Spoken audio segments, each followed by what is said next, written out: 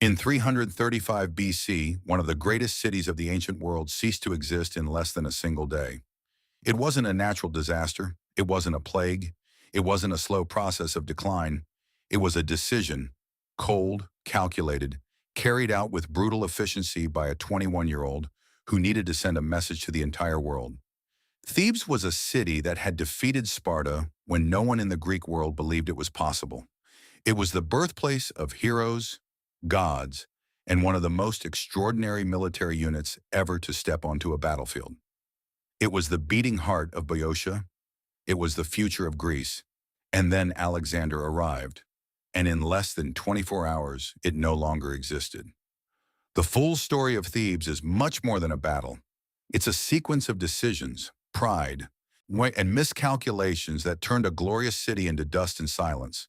And nearly 2,400 years later, that story still carries disturbing lessons for anyone who wants to understand what happens when power and pride collide in the same place. Go ahead and subscribe to the channel now, hit the bell, and drop a like before continuing.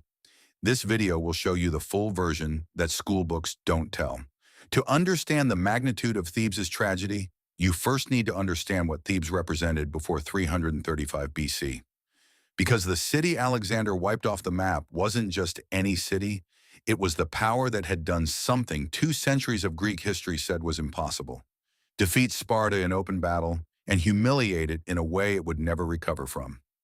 At the beginning of the 4th century BC, Sparta was what we would call today a superpower, undefeated in pitched battles for more than a century, with a military reputation that worked as psychological deterrence before any spear was even raised.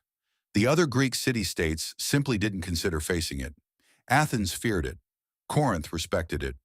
Everyone kept a safe distance. Thebes decided to break that consensus. Under the command of General Epaminondas, considered by modern military analysts the first great master of Western warfare, Thebes developed a new battle formation called the oblique order. Instead of distributing force evenly, Epaminondas concentrated the weight of the phalanx on the left flank, 50 ranks deep, while the center and right advanced more slowly, creating an angled, concentrated order that the traditional Spartan phalanx, locked into centuries of repetition, simply didn't know how to respond to. At the Battle of Leuctra in 371 BC, Thebes destroyed the Spartan army that had marched with total confidence to crush that ambitious northern city. 10,000 Spartans against 6,000 Thebans. The result was the most humiliating defeat in Spartan history, and the end of its hegemony over Greece. But Thebes didn't stop there. Epaminondas marched his army to the borders of Sparta itself, entered the city without resistance, and freed tens of thousands of helots, the enslaved population that sustained the entire structure of Spartan society. Without the helots, Sparta stopped being Sparta. When Alexander arrived at Thebes in 335 BC, he wasn't facing just any city. He was facing the city that had shattered Greece's greatest myth. And that's exactly what made what happened next so devastating. Among all the losses that the destruction of Thebes represented for the ancient world, there's one that historians and students of military tactics consider particularly extraordinary: the end of the sacred band. Created around 378 BC by the commander Gorgidas, the sacred band was an elite unit made up of 300 warriors organized into 150 pairs. The philosophy behind its formation was radical and, at the time, considered a risky bet. The warriors would be paired with companions deeply bonded to one another, based on the idea that no man would fight more bravely than when he had to protect someone he loved at his side. The philosopher Plutarch recorded that the group was, in his words, when cemented by friendship grounded in love, and considered invincible for that reason. The argument was precise. A soldier who fears being seen as a coward by his own battle partner rarely retreats. A soldier who fights to save a specific person fights differently, and the results prove the theory. At the Battle of Tagaira in 375 BC, the 300 members of the band faced a Spartan force 2 to 3 times larger and won with minimal losses. At Leuctra, they were the decisive point of the battle, the spearhead that pierced the Spartan line at the critical moment. For 40 years, the sacred band was considered unbeatable. No Greek army had managed to defeat it in formation. Then came the Battle of Chaeronea in 338 BC, 2 years before the city's destruction. On the Macedonian side, an 18-year-old led the companion cavalry, Alexander. Alexander's cavalry struck exactly the flank where the sacred band was positioned. The 300 fought to the end. None fled, none surrendered. All 300 were found in the same place where they had stood, in the formation in which they had fought.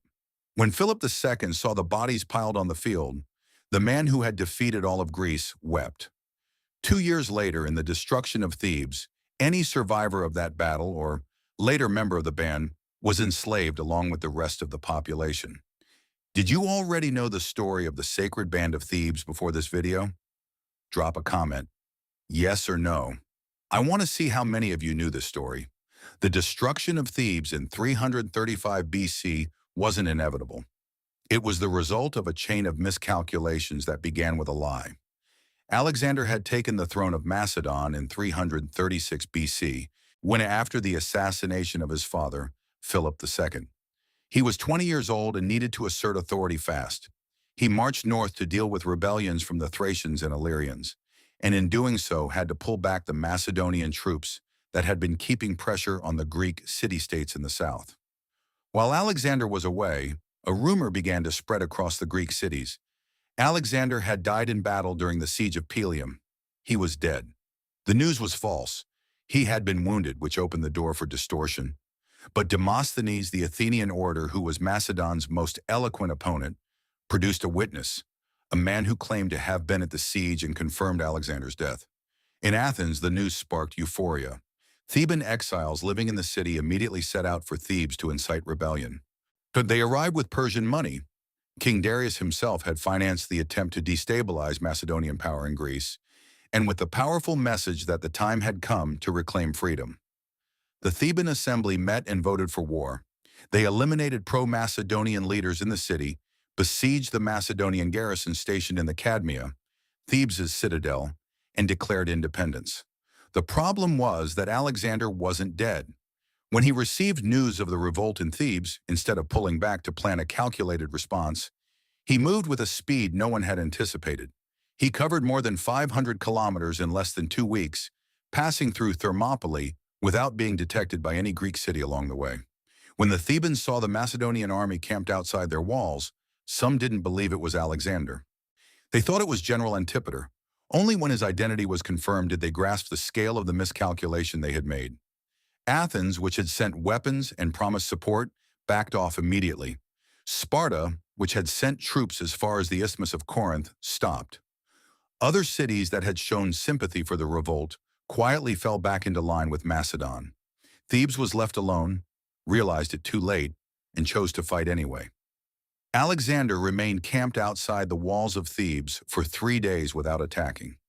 According to historian Victor Davis Hansen, the idea was that the sheer spectacle of the Macedonian army, 30,000 soldiers, rows of tents stretching as far as the eye could see, campfires burning in every direction, would be enough to force a surrender without a single spear being raised.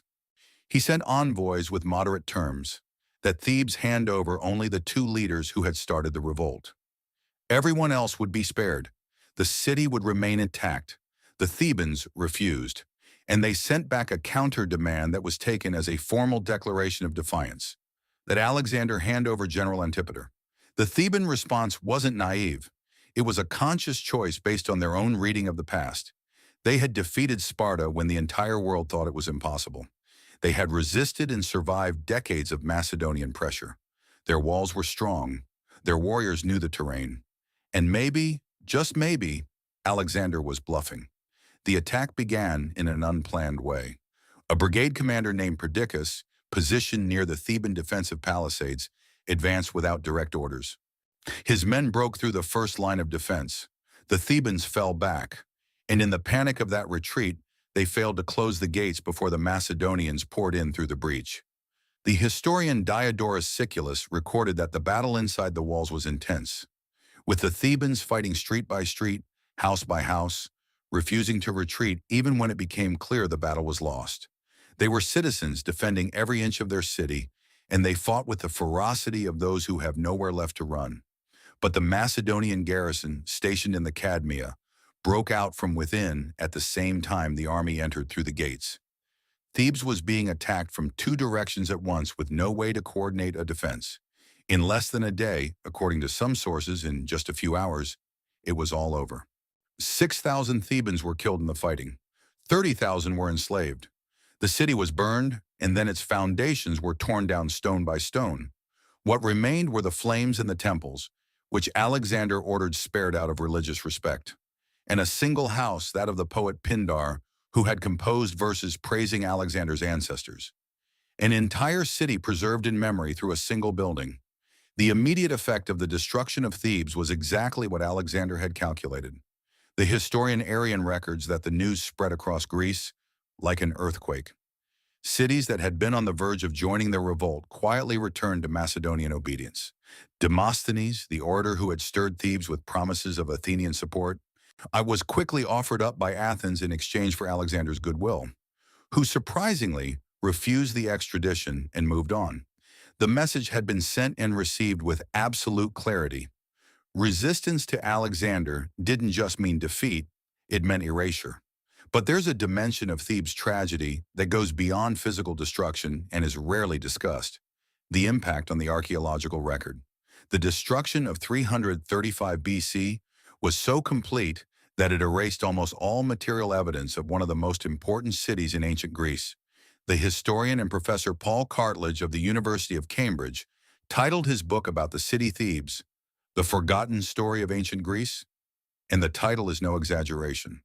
While Athens and Sparta have abundant archaeological finds, Thebes has massive gaps, precisely because the city that existed before 335 BC was literally torn down. Alexander went even further.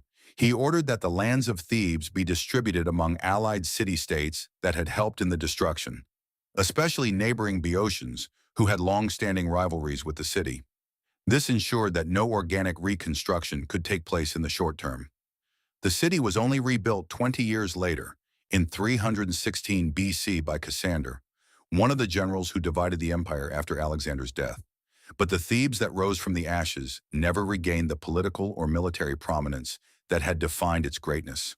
When the Romans arrived under General Sulla in 86 BC, they found a city in decline and sacked it once again. What Thebes once was, the city that had brought down Sparta, the birthplace of Heracles and Dionysus, center of Greek hegemony, exists today mainly in written sources, and on a hill in the city of Chaeronea, where the remains of the 300 members of the sacred band were archaeologically found, exactly where they fell, in a formation that shows none of them left their post. They are still there to this day. The tragedy of Thebes isn't just the story of a destroyed city, it's the story of how pride, miscalculation, and the wrong historical moment can erase in hours what took centuries to build. Thebes had defeated Sparta. It had created the most innovative military unit of antiquity. It had shown that no power is permanent and that any superpower can be defeated with the right strategy. And then, trusting too much in its own past, it bet that the same Alexander who had learned from the Macedonian phalanx, which he himself had studied for years under Philip II, could be bent by the same arguments that bent others. He couldn't. The lesson Thebes leaves is both simple and unsettling. A glorious past does not protect the present. Reputation does not replace strategy. And sometimes the most impressive courage in the world isn't enough when your opponent shows up ready for the worst. If this video made you see this story in a different way, drop a like, share it with someone who truly loves history, and click on the next video on your screen now. It was made especially for those who made it this far.